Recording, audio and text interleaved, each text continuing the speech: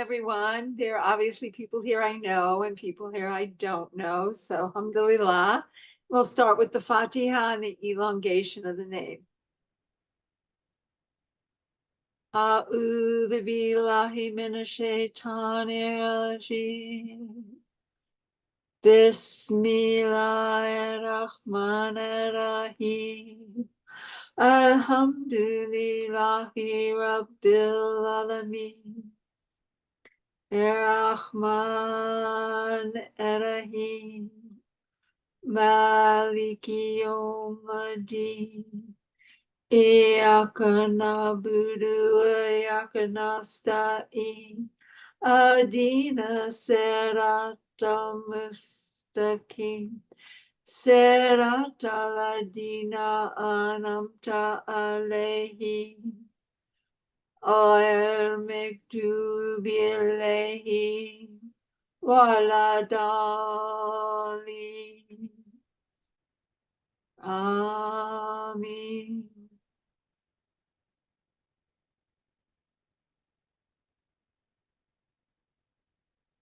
La ilaha illallah. La ilaha illallah. La ilaha illallah. Muhammadan Rasulullah.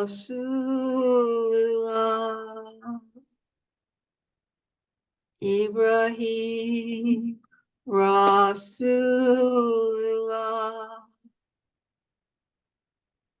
Musa Rasulullah. Isa Rasulullah. Alayhi salatullah.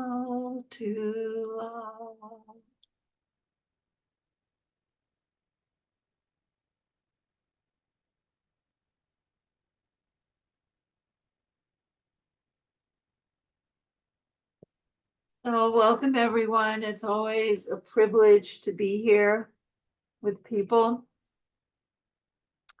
And I just was guided to say, for all of you out there who have been nudged toward teaching but are scared, just know that I've been doing this for a long time, and every time I teach, I'm really scared.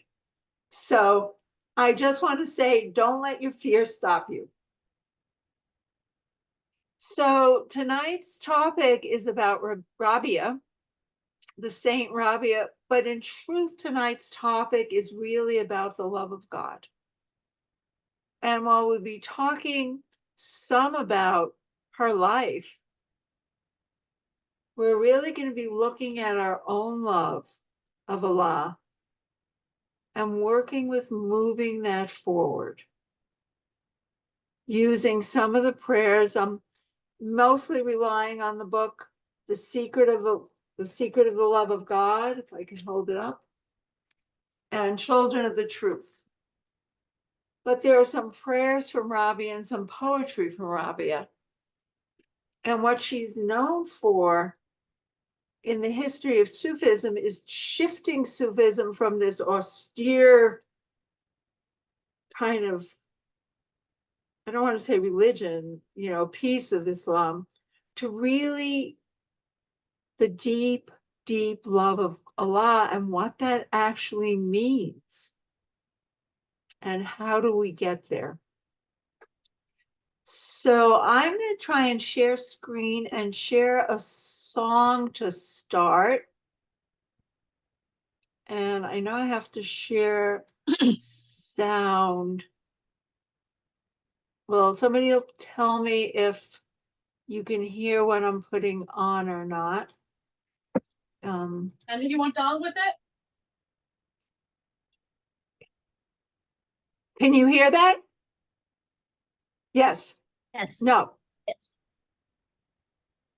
Some people saying we can't hear what you're play. If you're playing something right now, we can't hear it.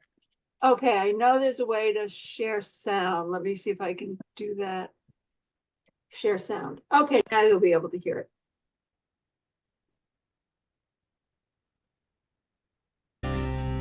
Hear it?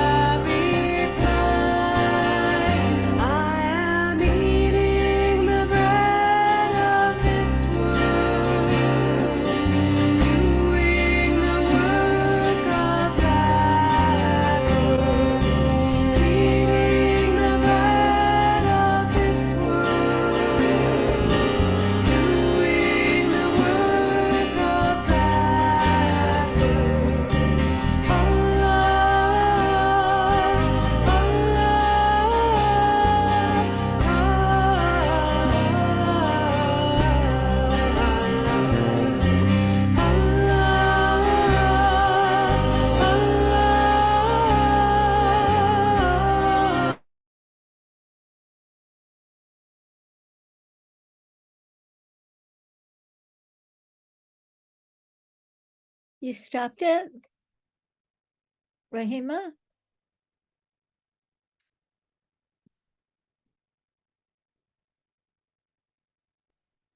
Rahima, are you frozen?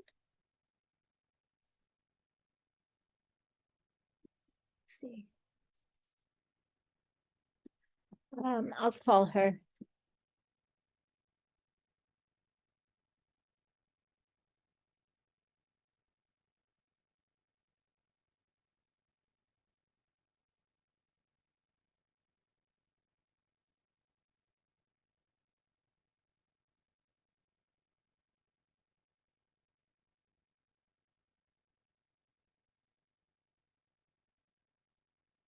Somehow I got bumped off. So let's try the rest of this and see what happens. So share screen. You It's have a to beautiful song. Beautiful. So I will let the rest of it continue. If I can find it again. Here it is.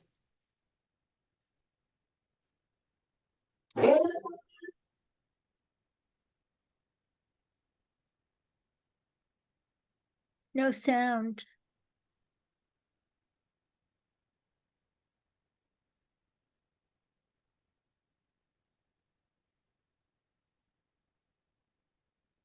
Yeah, it's a different page now, Rahima. Rahima, it's no sound now. Oh, let's try it. Oh, come on. That is a different page also for us. Can you hear it now? That's it. Yes. And Rabi'a replied, of the selfish love I exclude all but you, of the other you enfold me in glory, of the selfish love I exclude all but you, of the other you enfold me in glory.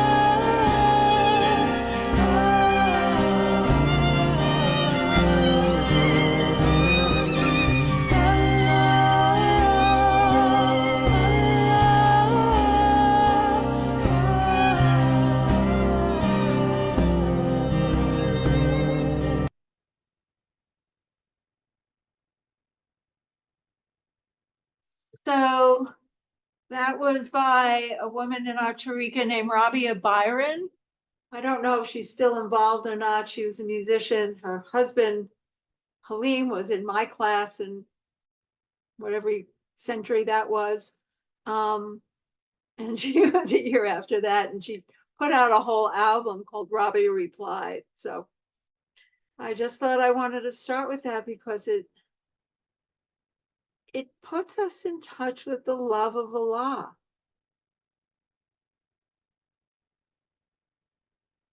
So a little bit about Rabi'a and her life. Many of you already know some of this history. Some of you may not. We'll go over that somewhat briefly and then work with some of the prayers that she brought to us as a way of moving closer to Allah. What she's known for is loving Allah for Allah. And CD talks about not looking right or left, but only looking toward Allah. And not looking to anything in this world for her subsistence. So a little about her background, and many of you might know it. I'm not going to read the whole thing. I'll just summarize it. You know, she was born.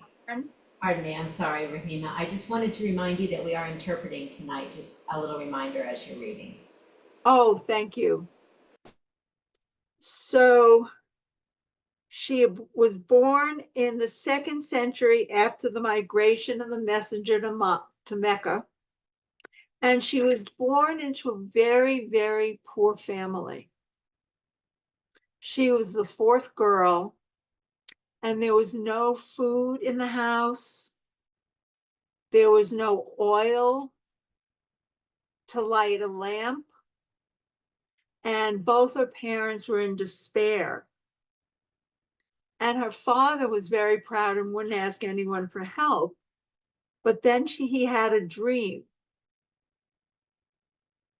And in the dream, the Prophet Muhammad, peace and blessings be upon him, said, "Do not grieve." And this is on page 244 of Secret of the Love of God. "Do not grieve, for the female child just born will be a noble woman and the mediator of 70,000 of my community." He then commanded him to go to the prince of Basra to inform the prince of the prophet's visit to him in his dream, and to tell the prince that the messenger of Allah said to him, "O Isa," which was the prince's name, "I know that you pray 100 rak'ah every night, and on Friday you pray 400, but this Friday you forgot." So he went to the prince with this message, and the prince then kissed Rabi'a's father's hand, gave him everything he needed to take care of his children. But then there was a famine in the area. Her parents died, and she was taken in a caravan that was then taken by pirates. I guess they were pirates, and sold into slavery. And this says something about, Allah has something in store for us, and we don't always know what it is. And we can look at our own past and go, well, why did this hard thing happen? Or why did that hard thing happen to us? And we really don't know what Allah's plan is for us. So she was sold into slavery. She was used as a prostitute. She lived that way for many years until one day she had an opening.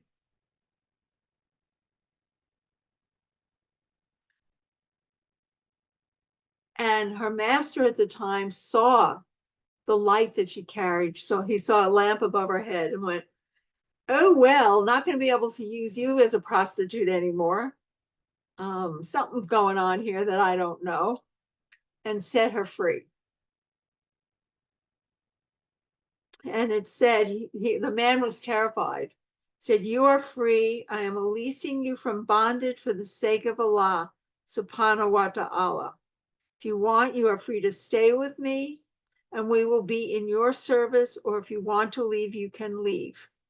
She chose to leave and to live free of all worldly desire, pleasure, and ornament.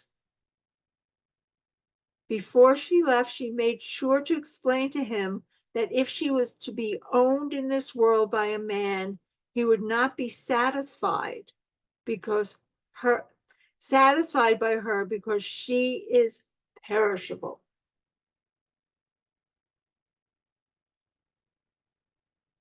And one of her first prayers that we have is, "O Allah, I seek refuge in you from every being that may busy me away from you. I seek refuge in you from every barrier that prevents me from you, my God. All eyes are asleep, and all those who are unaware have forgotten you. And Rabi'a, this sinner, remains awake between your hands, so that you may give her one glance by which you prevent her from sleep, so that she may serve you night and day until she meets you, oh my God. I have not listened to the sound of an animal, or the rustling of a tree, or the murmur of water, or to the singing of a bird, or the whistling of the wind, or the clatter of thunder, but I saw it as a testimony of your oneness." So let's just take that in for a minute.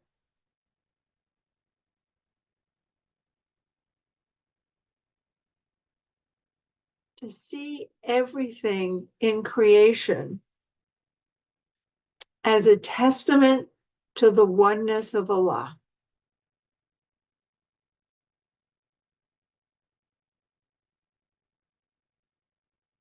You know, in the song, it says, "I'm eating the bread of this world, but doing the work of that world." As Sufis, we're asked to be in the world, but not of it. And it's actually a tall order.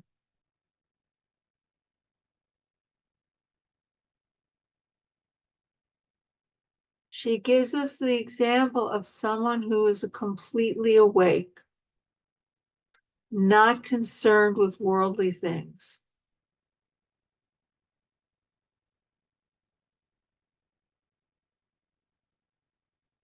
And there are many stories about her.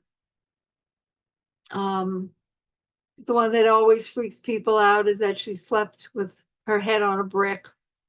And it's like, oh, do I want to sleep? Do I have to sleep with my head on a brick in order to have Allah? And I suppose if that's asked, but most of us will not be asked that.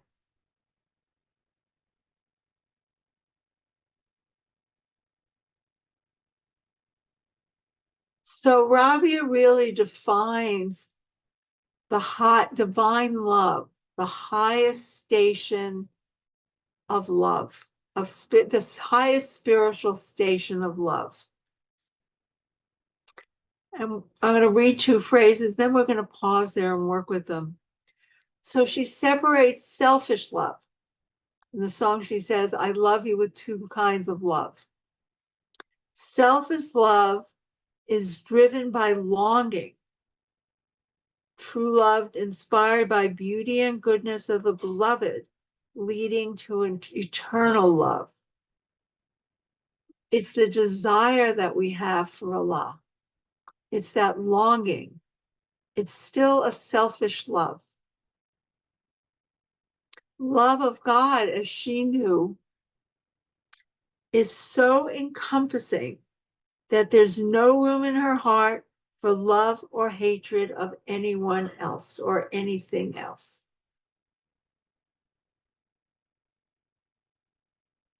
Now let's sit with that. There's the selfish love. She says, I love you with two loves. So it's not to necessarily negate one for the other. Because the selfish love, the longing for true love of Allah, is what inspires us to move forward on the path. Because without it, nobody would do this. It's too hard. You know, sometimes we have other things, like we come on the path because we're ill or whatever. We want a relationship, we want this or that. But truly what's underneath it is our longing for Allah. But then there's the love of Allah so encompassing, there's no room in the heart for anything else. No room for love or hatred of anything else.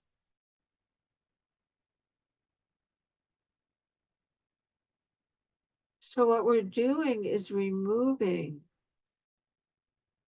the idols, all the things in our heart that separate us from Allah. So let's just take a moment and let that go. Let yourself go inside your heart.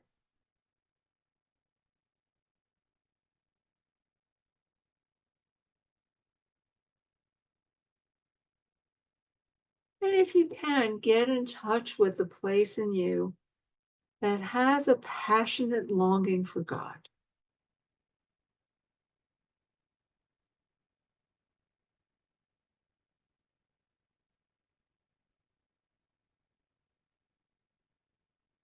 It may be easy to find, it may not. No judgment about that.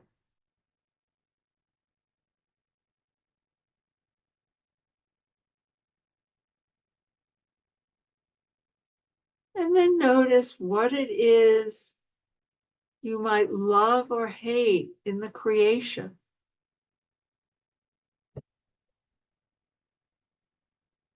That keeps you from being in complete, ecstatic love of Allah. All those little niggly things that pull us back or down.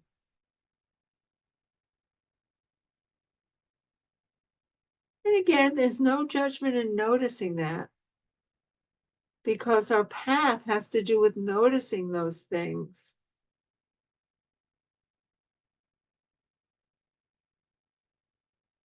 And alhamdulillah, when we notice them, we can clear them and go past them.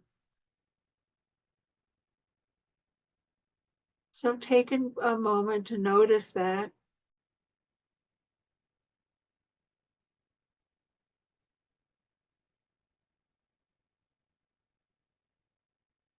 Right before class, there's something that happened that had me a little pissed off. And now as I'm sitting with this, it's like, big deal. Why am I so attached?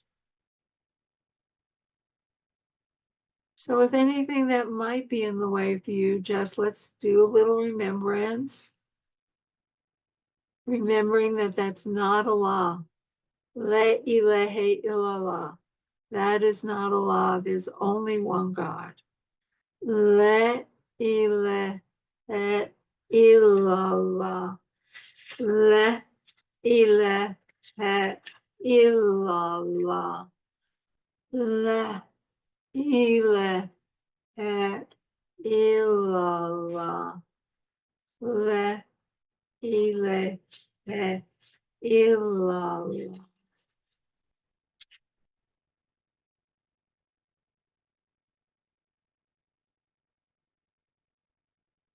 So anyone want to comment on what that's like for them? What the story of Rabi'a, which we only just touched on very briefly, brings up.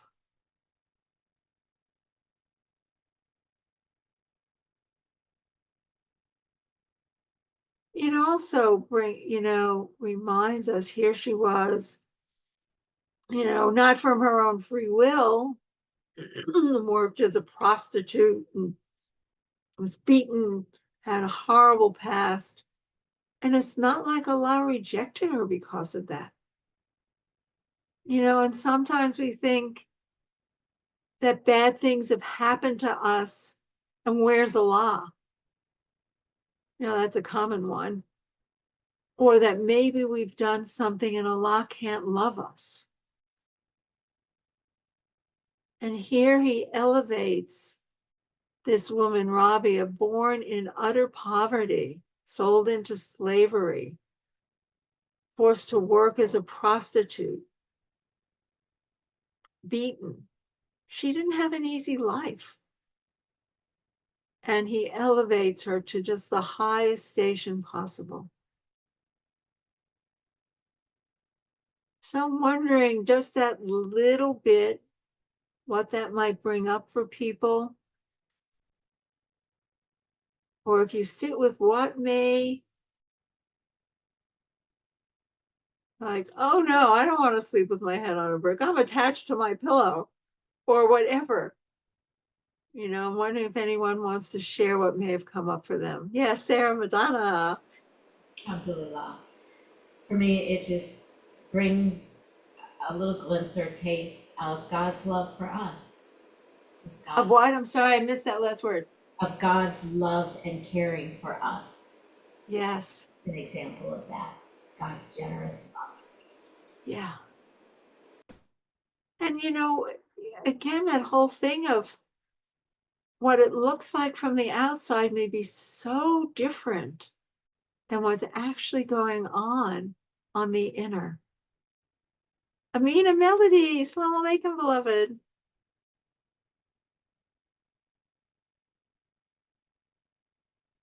I think you're on mute.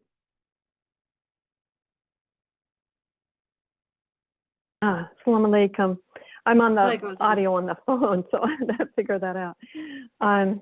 No, thank you, Rahima. One thing I wanted to share was that Allah brought me onto the Sufi path in 2005 when I started attending the healing school. And the very first time that CD came to the healing school, the first time that I sat with CD, even saw him or even knew who he was, he taught about Rabi'a. And afterwards, I could not have told you what he said, but I just felt like it had such a powerful impact on my being. And so, Right. so that just kind of brings that back to me, talking about Rabi'a. And yeah, I appreciate this. What I felt came up immediately for me was hating all of the evil in the world and, you know, the difficult things that are going on these days and the way people hurt each other. And then, you know, kind of feeling how that is in my heart, and then turning to the La ilaha illallah, and it just helps me to remember that these are still my pictures, and that Allah holds all of his creation in his subtle, tender mercy, even when it looks like it's so devastatingly difficult for people. Yes. I just have to kind of just over and over and over again kind of keep taking that into my heart, because sometimes it's just so easy to feel heartbroken or angry or grieving about, you know, the difficult things that are happening. Yeah, I absolutely agree. To really keep remembering that Allah's holding us in some way that, you know, is beyond what we see with the outside in our pictures. Anyone else? Any sharing?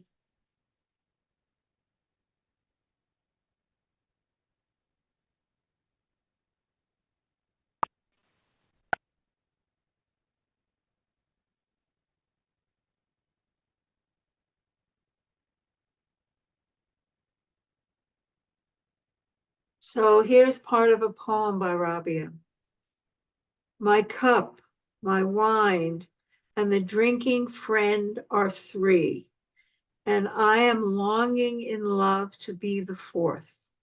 My cup of delight and happiness, my cupbearer circling around, one cup after another without stopping, Whenever I look, I see only him. And whenever I am present, I am seen with him. O one who puts me in seclusion, I love his beauty.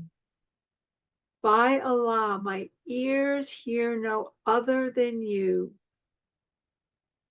How many times have I spent the night on fire and in intense uncertainty, making springs flow from my weeping eyes. My tears do not cease, nor does my communion with him remain, and my eyes are not a grave for quiescence. Rabi'a gives us one of the greatest examples of renunciation, zud, worship and love of Allah. She went into seclusion, halwa, and continued to fast and to spend her nights weeping for the days she had wasted. No matter how long she worshipped Allah, she felt her shortcomings. And when night came, she would wake up and intimately speak with her Lord until dawn. Her tongue never stopped supplicating Allah, begging him in humbleness, saying, "O my soul, how long you sleep and how little you wake up. You are about to sleep the sleep from which you will not wake, except by the shout on the day of dispersing."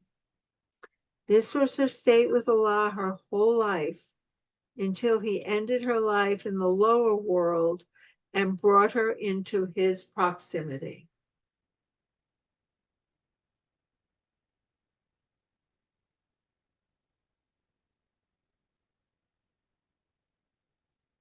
You know, when I read that kind of dedication is both inspiring and a little scary to me.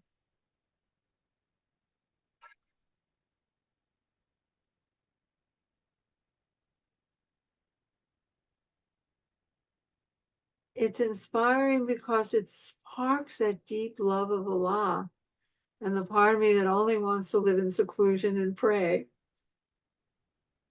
It brings up the fear in me that I need to live in the world. And it reminds me of the power and awe of Allah.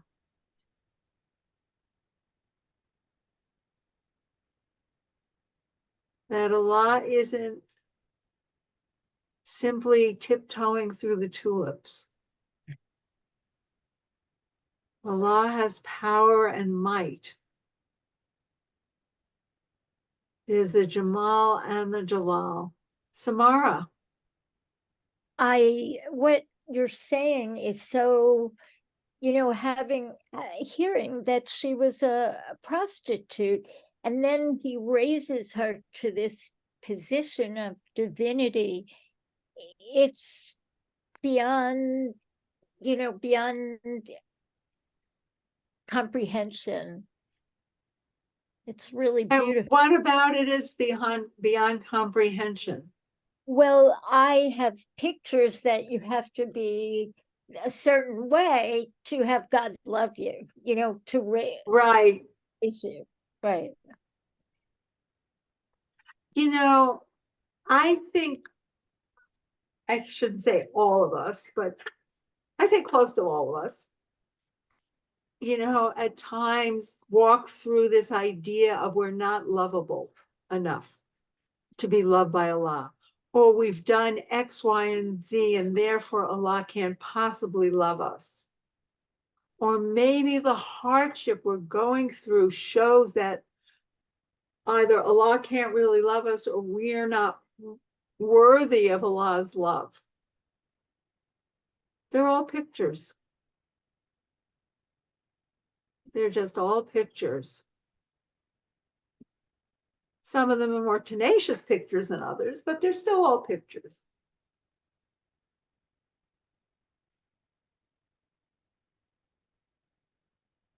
We paste onto Allah our experiences from our family of origin, experiences perhaps we had from school, experiences and how we were treated by peers.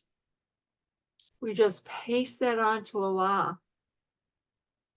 Just imagine Allah laughing, but that's personifying a little too much. But you know, we do that. So maybe, Smart, you can use that story to really let go of any beliefs that anything you have done in this world prevents Allah's love for you.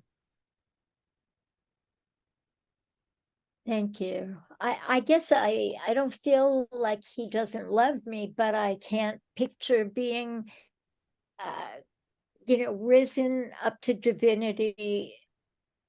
And it just, I'm not sure I understand it. Yeah. But thank you. Well, I think most of us don't have a flash of lightning where all of a sudden we're, we probably all get states like Rabi'a had. But most of us don't get a bolt of lightning when we're all of a sudden we're at that level.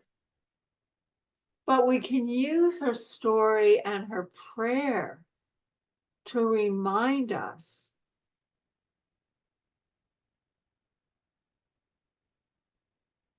of what's real and what's important and what our inner reality, what's possible in our inner reality when we let go of trying to let the world be something for us.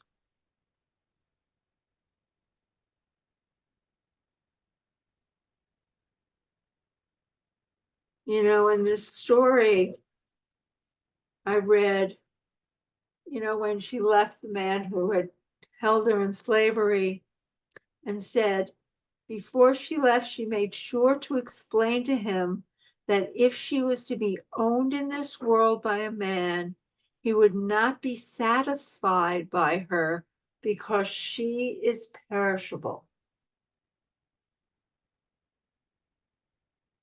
And one of the things in this world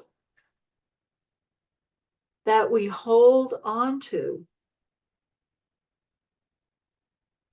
that are actually perishable.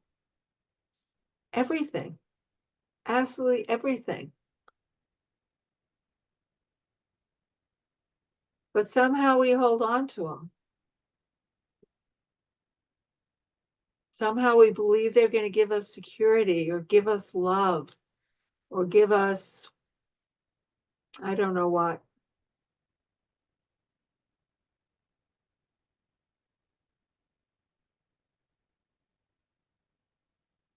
But it also says in the story, in her prayer, that there isn't one moment where she doesn't see anything in this creation, where she doesn't see Allah's light coming through. That she goes beyond the outside picture to see the hand of Allah.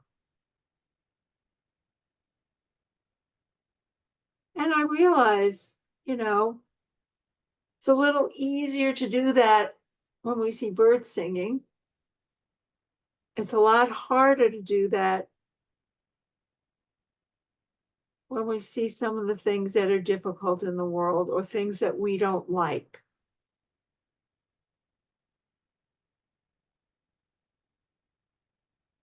But Sidi says it over and over again, don't stop with the outside picture.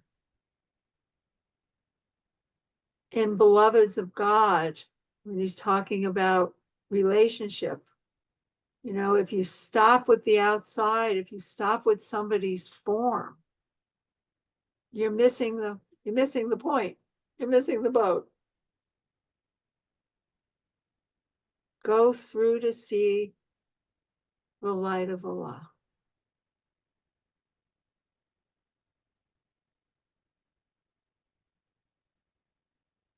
Any other comments or questions before I move on?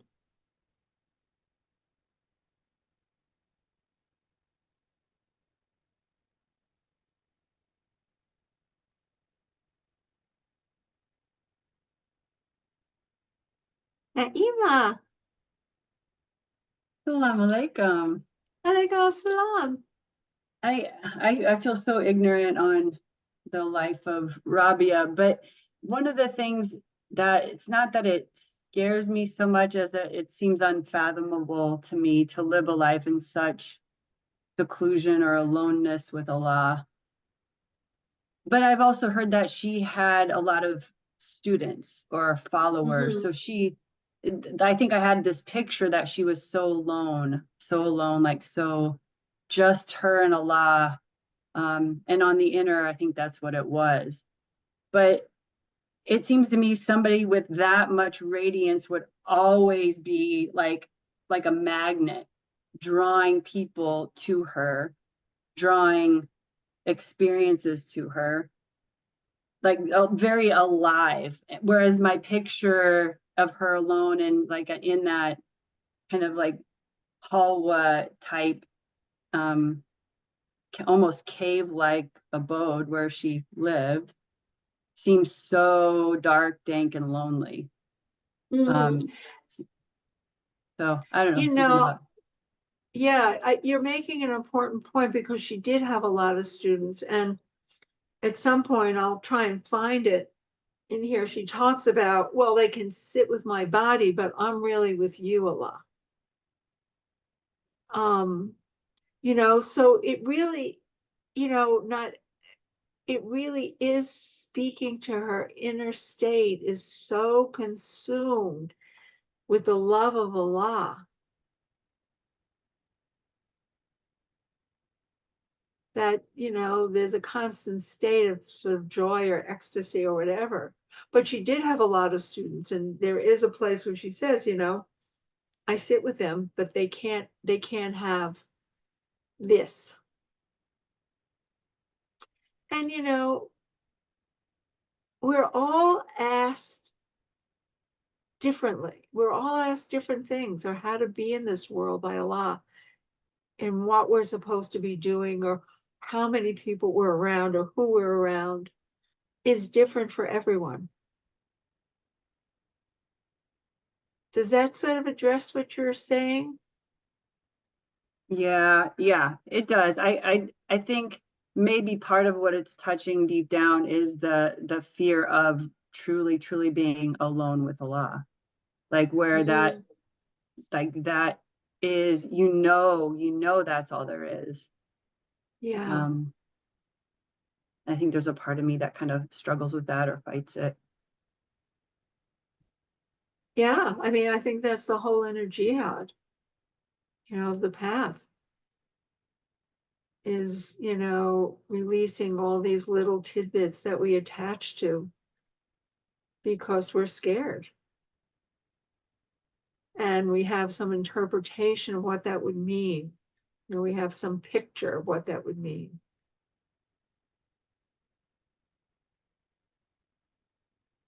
So I'm wondering what that brings up for others, that you're bringing up something really important, you know, what that really means for you to be just with Allah. Is it a picture of gray, desolate loneliness? Is it a picture of,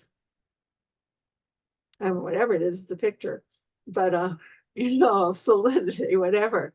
But you know, what does it bring up that might, what's the word? Not stop you from walking closer, but, you know, sort of give you some hesitation.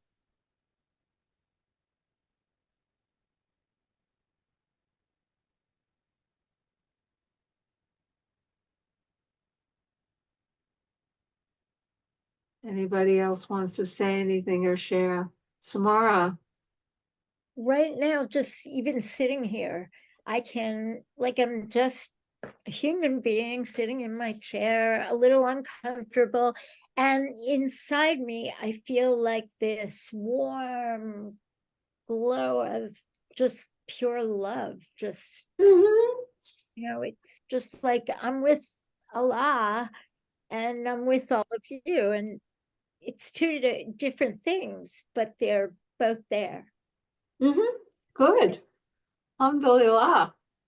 Yeah, and the aches and pains in your body is there, and your discomfort and the reality of Allah is there.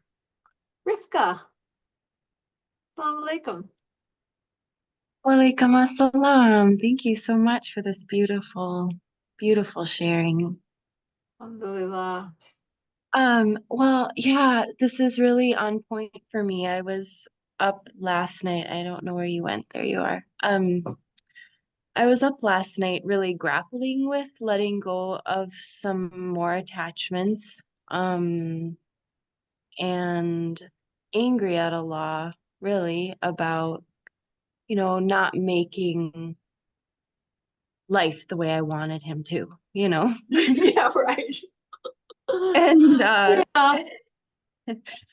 so yeah, and I feel that there's like a place in me that has a hole in my heart, like of kind of that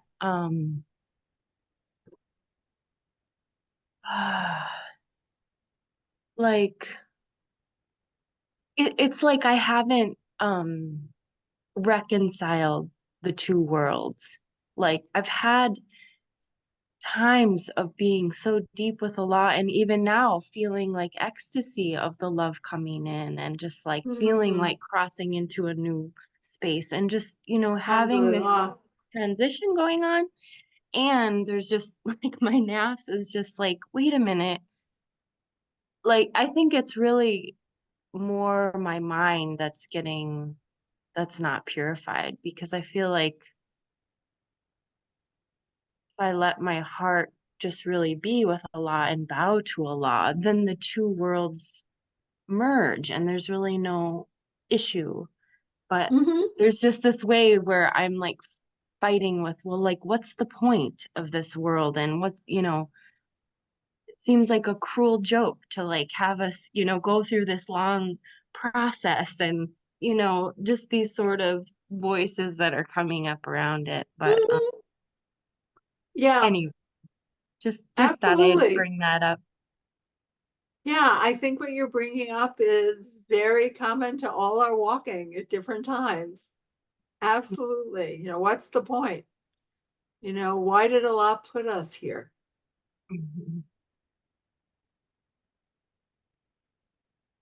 Yeah, and it's hard to find real deep peace with the world until you can truly, like, you're eating the bread of this world, but until you can truly be sustained by Allah, like in that deep security, right? Like it's hard to reconcile the two until there's this deep peace Absolutely. that's established. Yeah. I've been reading a book lately by Istankara. It's on the abandonment of self-management. I think that's the name, Abandonment of Self-Management. It's a wonderful book. And he's one of in our lineage, the Shadaliya lineage. Matter of fact, Sidi Ahmed came in my dream and told me to read the book. And that was like, okay, that's interesting. But I just read the chapter in which he was talking about the story of Adam. And it gave me a deeper understanding of creation. And if I can summarize it, because I don't have the book in front of me, he was talking about, Adam and Eve being in the garden, and knowing Allah, his grace, and then eating the apple and then being thrown out of the garden into the earth. And one of the things that he said in the book was that it was a way to allow Adam to know Allah more deeply and to come into, and when I say Adam, I'm talking about both Adam and Eve, into the fullness of who they were created to be. And there was something in reading that kind of answered that question, at least for me on a deeper level of, yeah, we get plopped into this messy world. What is this all about, Allah? You know, it's like, oh, right. Without this and without walking through what we're walking through, we can't know Allah completely.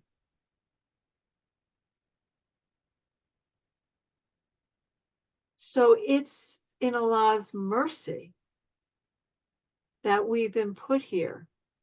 And we're in a world of duality. Like you said, you know, your mind can't do it, but your heart can bring these disparate things together. And it's given to us as a way to know Allah. Alhamdulillah.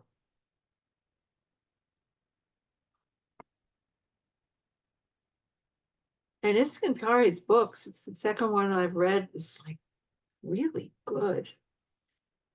Just a thought. Anybody else? I saw Layla Naama had her hand up and then took it down. I'm wondering if you have something.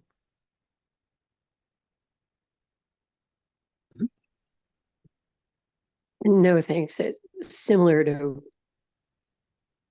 other Oh, comments. that's who I thought it was. Assalamu alaikum, Layla. Mhm. Alaikum assalam. Yeah, it's similar to that. Okay. Let's see.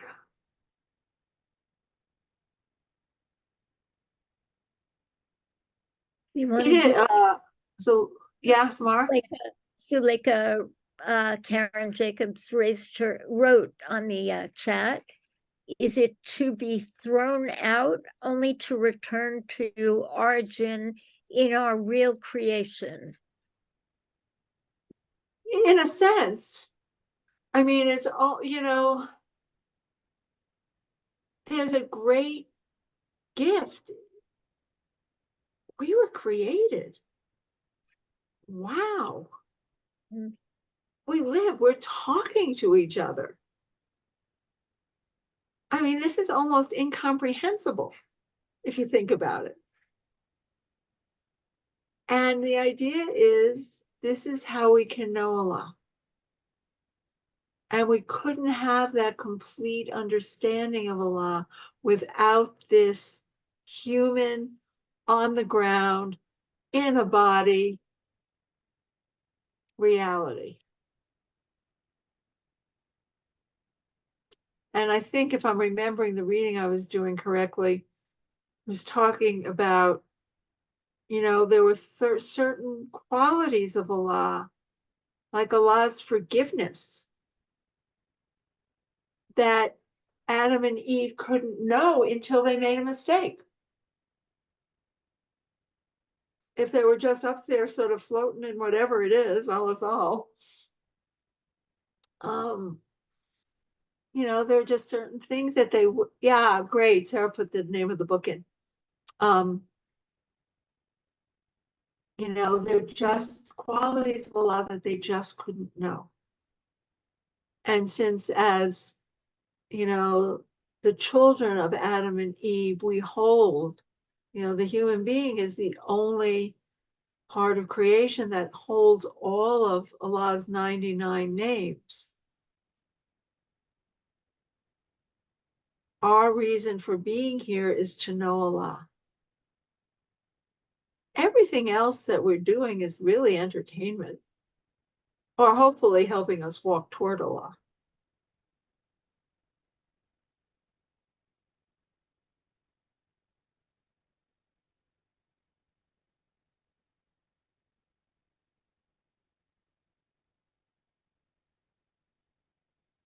I'm going to read another passage here unless there's other discussion right now.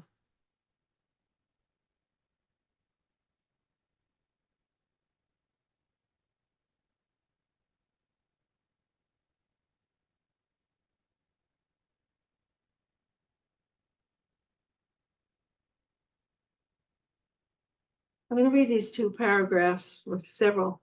One of the Gnostics called her the well-mannered, and he would say to his companions, "Let us go, for I cannot rest if I miss her conversation." After asking her permission, he would come into her place. One day he raised his hand in supplication, saying, "O Allah, I ask you for security." She said to him, "Do you not know that security is to leave what is in the lower world, in the dunya?"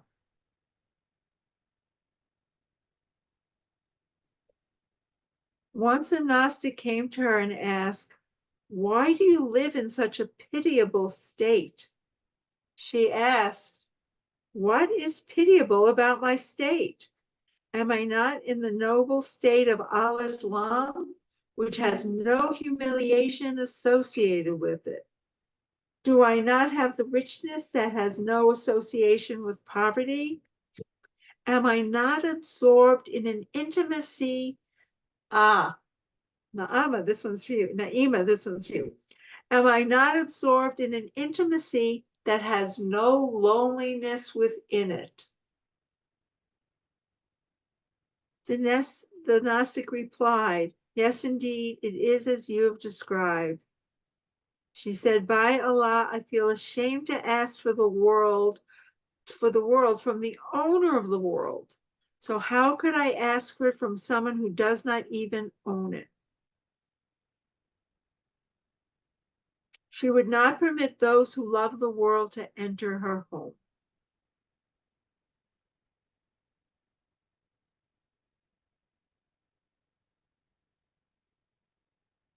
So it's when we look outside for security, to cure our loneliness, for love, whatever. That doesn't mean that we shouldn't love other people or anything. Or my case, my little dog Petunia, but to not stop, it's really the love of Allah. It's really the security of Allah, where it all lies. And she's just such a shining example of that.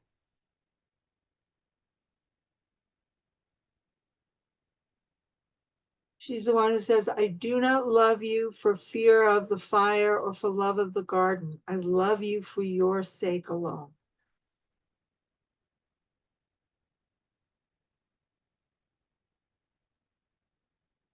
I've worked with some people who've been taught to pray because they have this fear. Oh, if they don't do this and that right, they'll go to hell. I just feel sorry that children are brought up that way.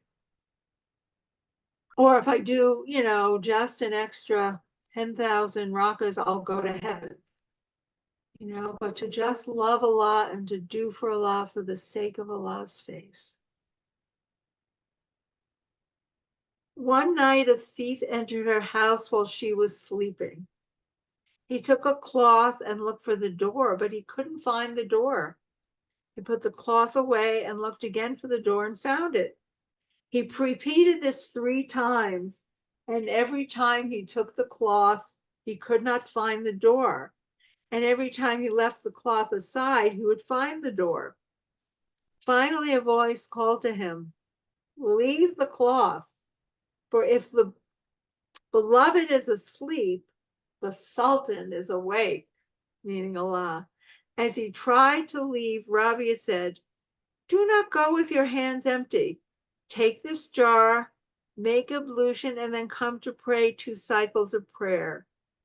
Then she raised her head to heaven and said, speaking to her Lord, "My master and protector, this man came to my door and could not find anything to take from me, so I have left him standing at your door. please do not deprive him of your reward and favor. When the man had finished his 2 cycles of prayer, he was delighted by the prayer, and so continued to pray until the end of the night. In prostration, he said, "What if my Lord said to me, 'Do you feel no shame in disobeying me? Do you hide your sin from my creatures and dare to come to me in disobedience?' What would I say to him, Allah, then, when Allah blames and judges me?" Rabi'a said to him, "How did you pray? How did you feel after prayer?" He answered, "In a good state. I stood between the hands of my Lord and my Master in my poverty and need of him. And so he excused me and accepted my humiliation. He has healed me and forgiven me and granted me my request." He then left bewildered and annihilated in Allah. Rabi'a cried out, "Oh my Lord, he stood by your door an hour and you accepted him. And I have been standing between your hands since I knew you. Have you then accepted me?" She then heard a voice saying, "It is for your sake that we accepted him, and because of you that we granted him proximity."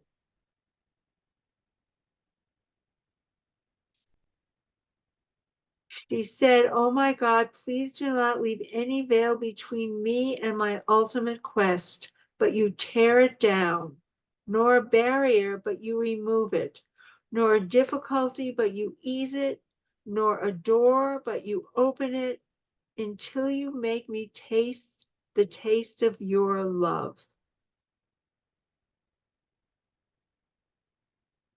So sit with that a moment. Oh, let me just read this other paragraph because "I have made you the sole speaker of my heart and permitted my body to whomever wants to sit with me, and my body is friendly towards its guests. But the beloved of my heart is the intimate guest of my innermost secret."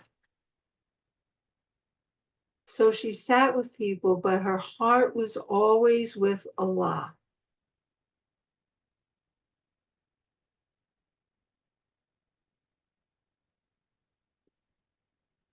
And we know that feeling, and those of us who've had the privilege of sitting with Sidi, most of us probably can't remember a word he said, but every part of our being was moved just by being with him. We were granted closer and closer proximity just because of his purity. When we align ourselves and give a healing to someone, they're moved through the transmission of our heart. We may not be in Rabi's, station. I certainly am not. But when we open, it allows other people to move. So let's sit with this prayer. Oh my God, please do not leave any veil between me and my ultimate quest, but you tear it down, nor a barrier, but you remove it, nor a difficulty, but you ease it, nor a door, but you open it, until you make me taste the taste of your love.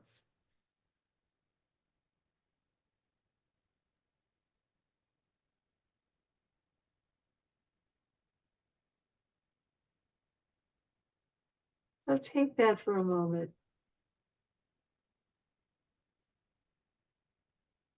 Allow that just for a moment to be your prayer. Asking Allah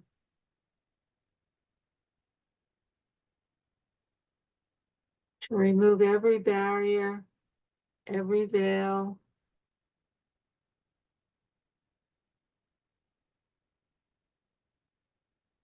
The key to unlocking the doors is coming to Allah in complete poverty, not attaching to anything in the dunya.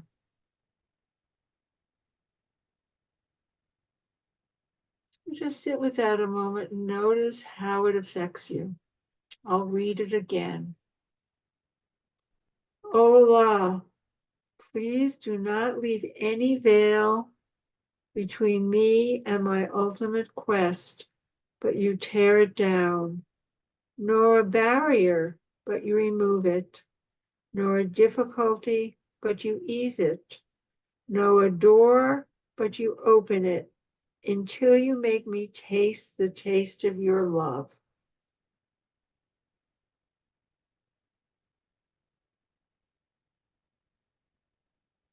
Just really just sit with that for a moment, taking it in, allowing the spirit of Rabi'a to hold you and move you.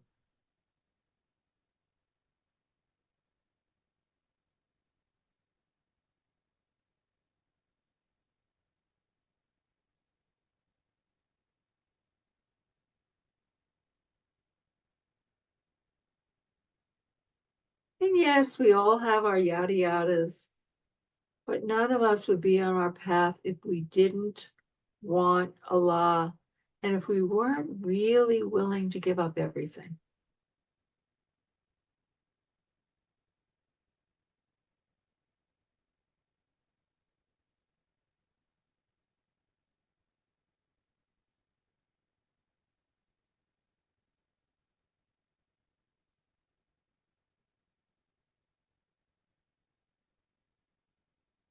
One of the virtuous rich people proposed marriage to her. She wrote to him, "Peace be upon you. In renouncing the lower world, there is rest for the body and the heart, while desiring it makes one inherent sadness and depression."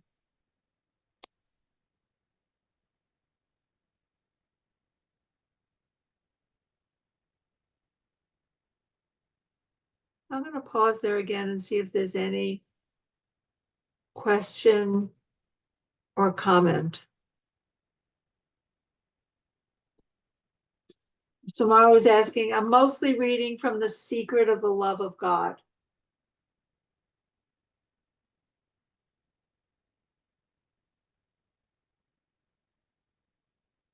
And the chapter is How Rabi'a Loved Her Lord. Because this book goes through many of the stations of love.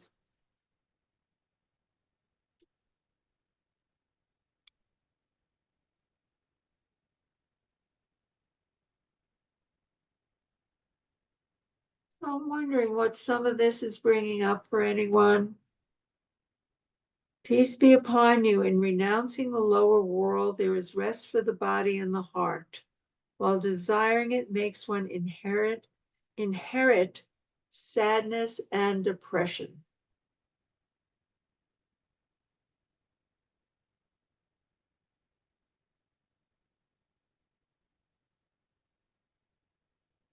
Anybody care to share?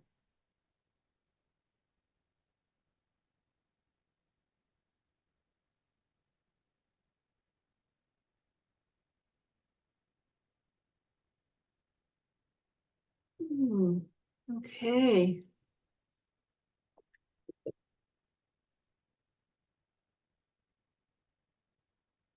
Rabi'a was raised by the spirit beyond the ornaments of the lower world and beyond the demands of the body.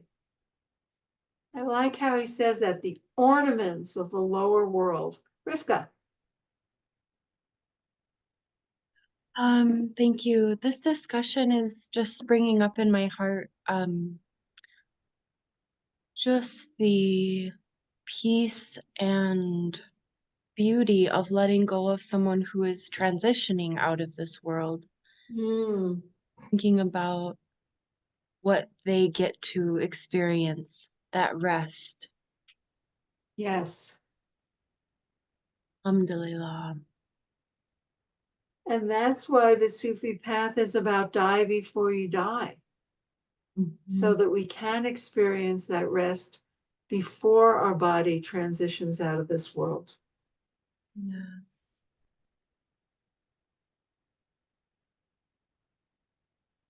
Allah.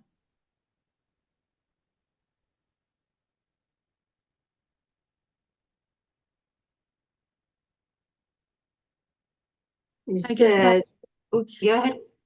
Oh, Go I ahead. was just feeling the hearts of people who might be grieving a loss and how, like, really feeling into that might help them, in that. Mhm. Yeah, it might.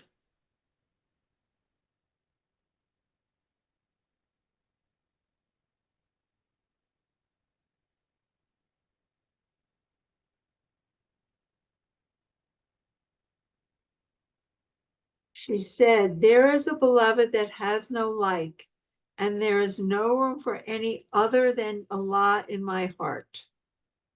There is a beloved who is absent from my eyes and from my individual self, but from my innermost secret, he is never absent.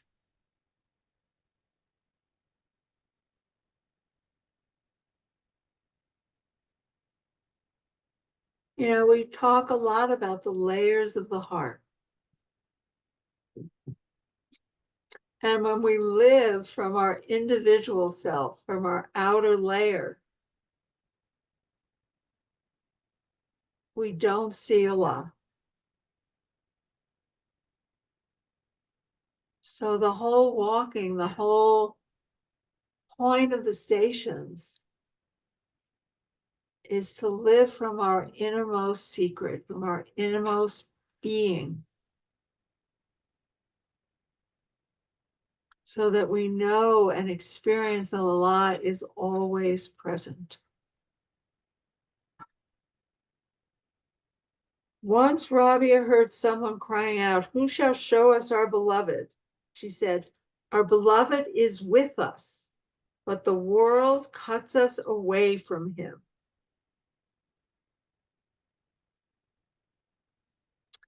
So, you can see a little bit of a theme here. That the love, the safety, the security, the peace comes from cutting away from the outer world. And not in a superficial kind of spiritual bypass way. I mean, there are people who can go into a monastery or live in a cave and still be totally attached to the world. There are people who can live in a palace and be completely absent from the world. We're talking about attachment. We're talking about those subtle and not so subtle beliefs of what will give us peace, what will give us security, what will fulfill our desires. And letting go of all of those and knowing with every fiber of our being that that comes from Allah and only from Allah.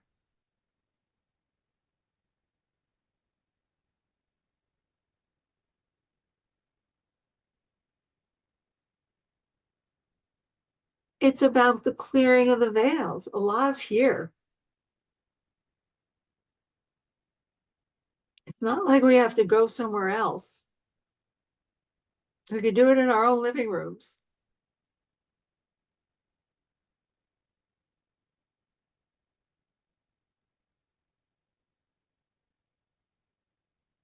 And, for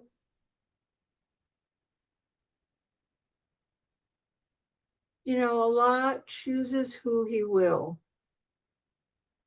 and alhamdulillah, we've all got here. We wouldn't be here if we hadn't gotten the call, obviously. Most people You know, you have saints, you have prophets who just wake up. The rest of us,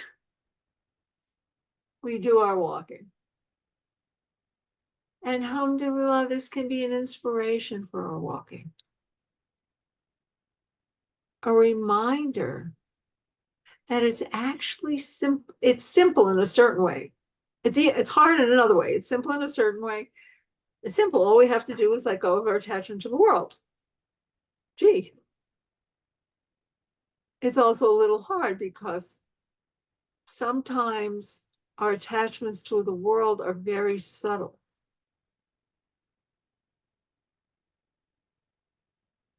You know,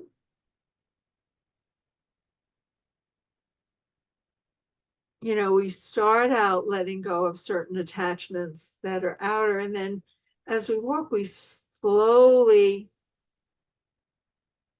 begin to notice some of the inner attachments, the beliefs we hold about ourselves, the world, about Allah. And it's like, oh, we need to let go of those also. It's not that we don't have to go out and earn a living, but we can't hold on to the belief that that's our security.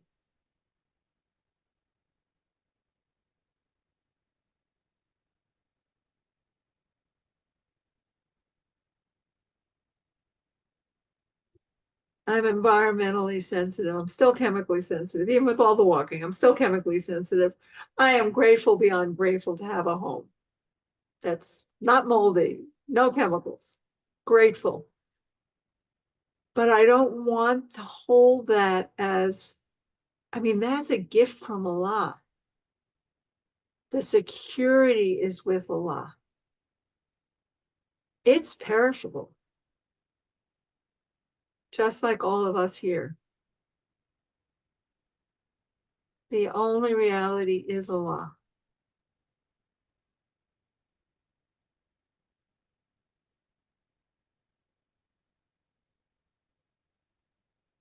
I passed by the house, the home of Layla. I stopped to kiss the wall and that wall. It is not the love of the house that busies my heart, but is the love of the one who dwells in the house. And these are the famous lines. Everyone worships you for fear, you out of fear of the fire, seeing salvation as the great fortune, or to dwell in the gardens and wake up in the meadows drinking cool flowing water. But there is no great fortune in either the gardens or the fire. I do not desire any exchange for my love.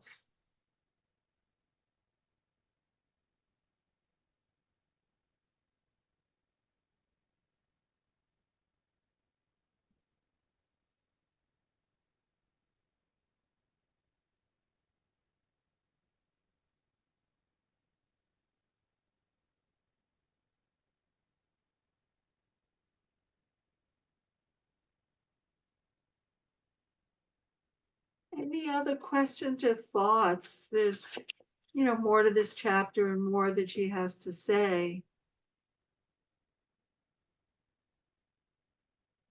I wonder, we only have a couple more minutes. If there are any other questions or thoughts before we finish.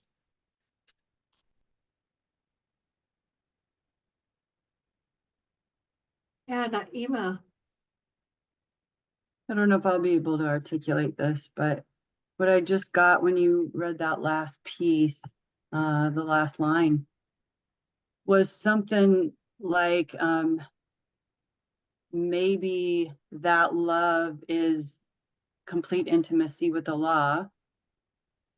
Like that's almost like synonymous. That love that creates the intimacy, which is unity.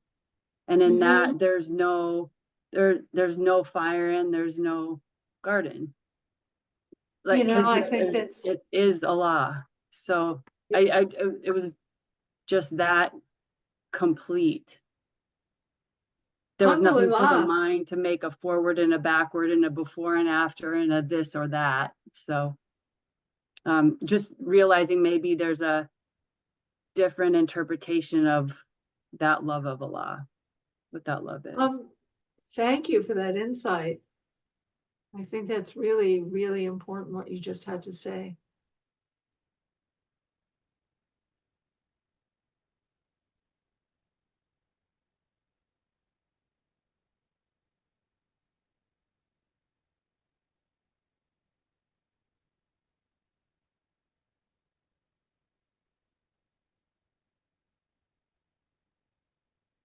The credit for either of these loves, we started talking about the selfish love and then the all-encompassing love, is not me, but to you, Allah, is the favor of bestowing both. This phrase refers to the direct experience of His presence, Allah's presence in this life and in the final abode. But she takes no credit for either gift. Both are favors from Allah alone, and to Him alone belongs all praise. When Rabi'a meant by passion is loving him for his excellence and his swift bestowal of gifts and good fortune upon her, regarding the love that he ought to be loved, she meant his beauty and majesty, which was unveiled for her to see and which includes both types of love. So yes, we need to walk, but we also have to remember that it's all a favor from Allah. We're guided to do tawbah, not because, oh, I think I'll do tawbah, but because Allah puts it in our heart to do tawbah. Allah puts it in our heart. First, He loved us, then we loved Him. So not even holding on to like somehow I'm walking. Yes, we do have to put in effort, but it's all from the favor of Allah.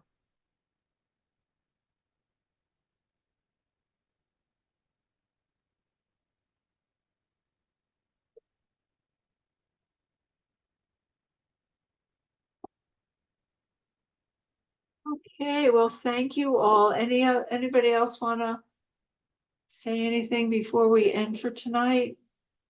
Thank you. This was so beautiful. Alhamdulillah. I want to thank those of you who organized this wonderful program and how deeply grateful I am to be asked to teach in it. It's really an honor and a privilege. So I really care for those of you who, may Allah bless all of you organizers here, put in all this hard work. I just have to show up. Thank you. Have a great night, all of you. Let's end with the Fatiha. A'udhu billahi minash shaitanir rajim. Bismillahir rahmanir rahim. Alhamdulillahi rabbil alamin. Rahman rahim. Maliki yawmiddin. Iyyaka na'budu wa iyyaka nasta'in. Adina sirata mustaqim. Sirata ladina an'amta alayhim. Ghayril maghdubi alayhim waladdallin. Ameen. Assalamu alaikum. Alaikum salam. Good, happy Thank New you so Year. much, Rahima. Beautiful teaching. My pleasure. Everyone, inshallah, have a good year. Inshallah. Inshallah. You too, beloved.